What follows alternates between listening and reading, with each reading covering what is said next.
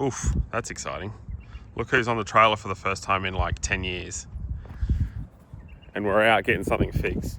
So today's the day that I finally get the Sprinter pulled straight. Well, hopefully everything works out and it's savable and whatnot. So I hit up Northside Chassis and Suspension in Gawler. So Matt is going to give us a hand, chuck it on the chassis jig and have a go at pulling it straight. So yeah, this has been a long time coming. This is one of those jobs that's always been put off by me. Yeah, over and over again. But yeah, like I said, super thankful that Matt has squeezed me in. So I'm going to go see Matt and then get the car unloaded and we'll roll her in and maybe I'll show you how to do it. I'm going to learn myself how to do it, so looking forward to it.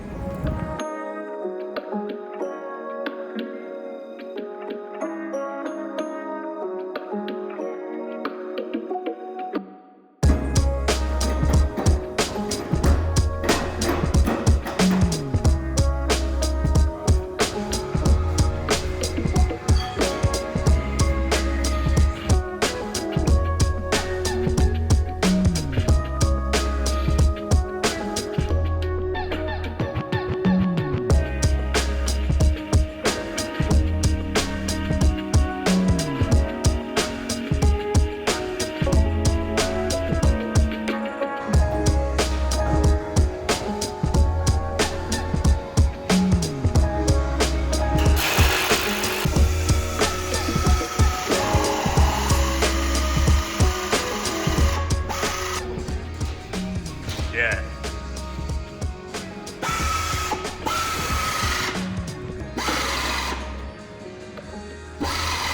Oh yeah, that's doing it.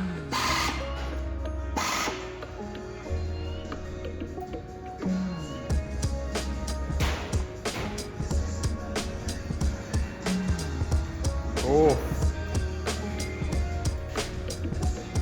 not bad.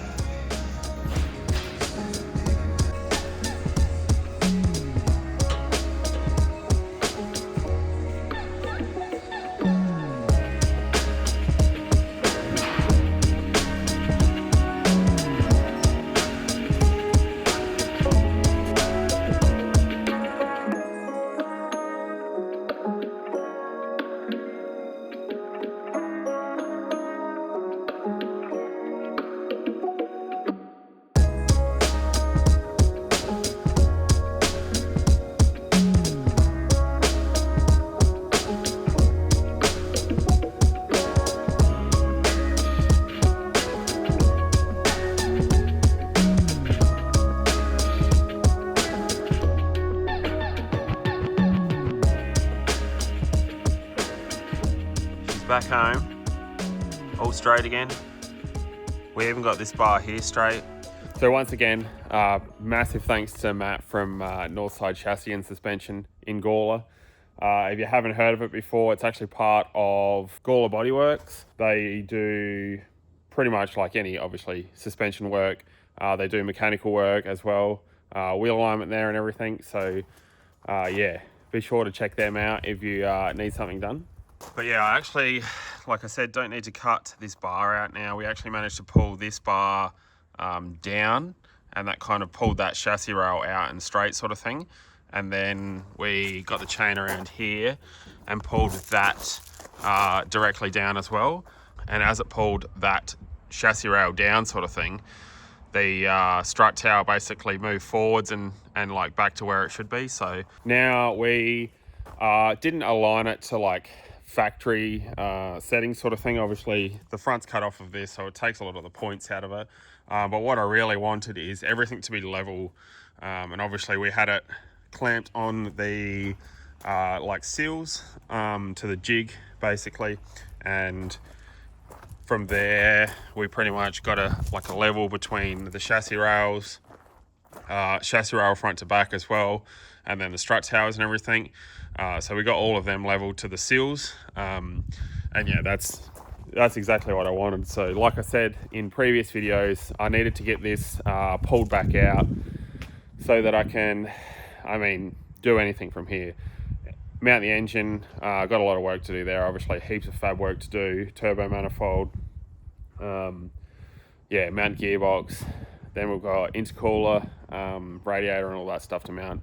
But before I get stuck into too much of that, the car's actually got to get scanned to get the roll cage done. So we're going to get the car 3D scanned, and then Chimera Developments in Melbourne are actually going to CNC cut me a cage, cut and bend a cage basically. So they haven't been operating long, I don't think, in Australia. They only started maybe in the last 6 to 12 months sort of thing.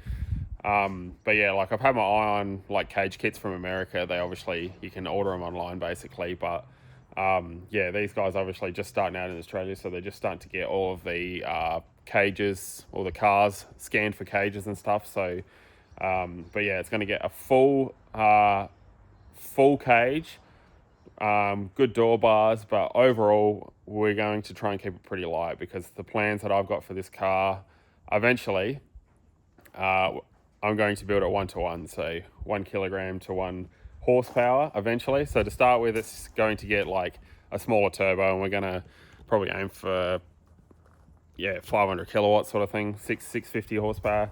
But eventually, like I want to wind it up. So I want a 1,000 horsepower car one day. So is the Sprinter going to be it? I don't know. Maybe the VN will be it. But one of these days, on this channel, there will be a 1,000 horsepower car that I own. So mark my word. All right. Now, where were we? So yeah, pretty much the other day I went through and welded a bit more of this, like the strut towers and stuff in. I started stitching in the exhaust channel into the floor. I haven't finished it, obviously. I've got to work out, like I want to cut this cross member sort of thing out, this floor brace. And I'm debating, I think I might cut that floor brace out too, but obviously I don't want to do that one until I've got a roll cage in here. That's also going to depend on, yeah, I don't think, like, if I cut this out beforehand, obviously we'll work out how to make the floor boxes, because the floor boxes for the cage will probably mount around that area. So that's obviously going to change. Yeah, how the cage mounts. So I do have to work out what I'm doing there, but pretty much I want to take out those 2 floor braces and pretty much neaten things up with some like tube and stuff. Now, in saying that, this tunnel is also going to come out because if you can see it, it kind of offsets into the floor.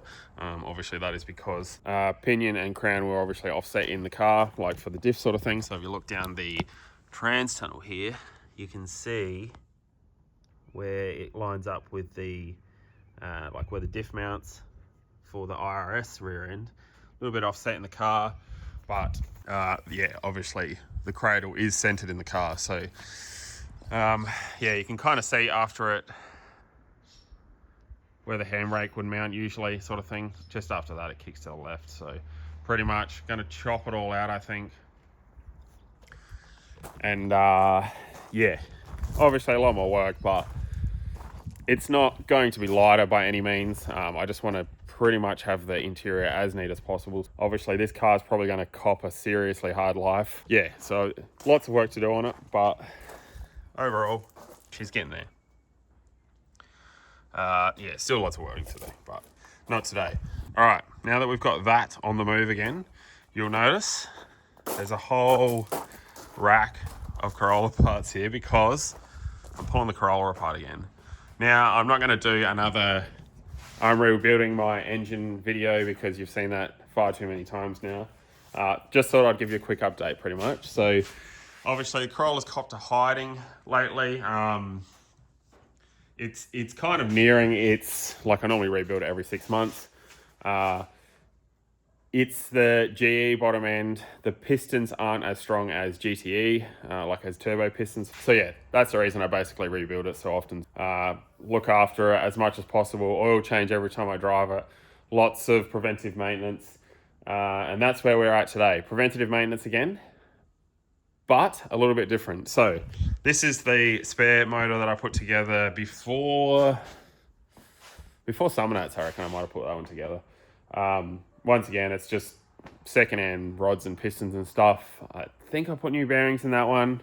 maybe bearings and rings. I can't remember. It was a while ago. I think I reused the head gasket maybe, and that does not have head studs in it. That's just got head bolts like the stock bolts. So torque to yield. And this block here, this is the block and head that I want to use because I'm going to finally build an engine. And by build, I mean forge bottom end. So yeah, pistons and rods, essentially keep it as simple as possible. So like probably reuse the oil pump that's on there. That motor actually has a GE oil pump on it still. Seeing as it does not have squirters on the pistons, pretty much GE oil pump is going to be fine. It doesn't need to move as much oil as a GTE oil pump does. Obviously moves a little bit more oil for the extra oil squirters and whatnot. But yeah, both blocks are GE. But yeah, this is the better block of the two that I want to use. And this is the block that I'm going to get machined. So the reason I'm pulling it out is I got a couple of big events coming towards the end of the year. Obviously I want to have this thing sorted for summer nights at the latest, but before then I've got some more events that I want to get it sorted for. And now that Harmons are closed in Adelaide, which is obviously the guys that I used to get to do all my machine work, yeah, kind of a bit strapped for time to get things done. They used to always, the legends that they were, always kind of drop what they were doing and give us a hand. So I've got to get a block machined pretty much as quickly as possible. So that's why we're here. I'm going to pull this engine out, strip that down, send that off to get machined. Hopefully it doesn't take 6 months. Hopefully it's only a month turnaround, hopefully, fingers crossed. And in the meantime, I'm going to chuck the other spare motor in because in just a couple of weeks, I'm driving at Tail and Bend for Drifting SA Round 2, doing pro rides with the gang again. So yeah, obviously you can come for a ride out at Tail and Bend. Run the bowl layout, I think it is. So it's like, yeah, this is the bowl at the back of the track sort of thing. So plenty of carnage will no doubt arise. So I'm not going to fix any of the panels. You know, she copped a bit of a hiding, like I said, at Motor X. So, but I'm not going to fix any of them before round 2 because there's probably going to be some carnage happening there. Yeah, so pretty much going to rip this engine out. I still need to order some pistons, so a couple grand there. Probably a couple grand's worth of machining to be done. I got some rods here ready to go, so a few more things to buy, but I want to get like I said, get this block ready to go. So yeah, it's going to be one of those things that holds me up sort of thing. Anyway, like I said, I'm not going to show you the the Corolla getting rebuilt again because you've seen it far too many times. But next time you see this, it'll be running with this engine in there. But yeah, overall today was just kind of a bit of an update. Like I said, we got the Sprinter pulled straight, and yeah, I was giving you an update on the Corolla where we're at. VN video is possibly the next video, so stay tuned for that one. Thanks for watching, you legends. We'll see you next week.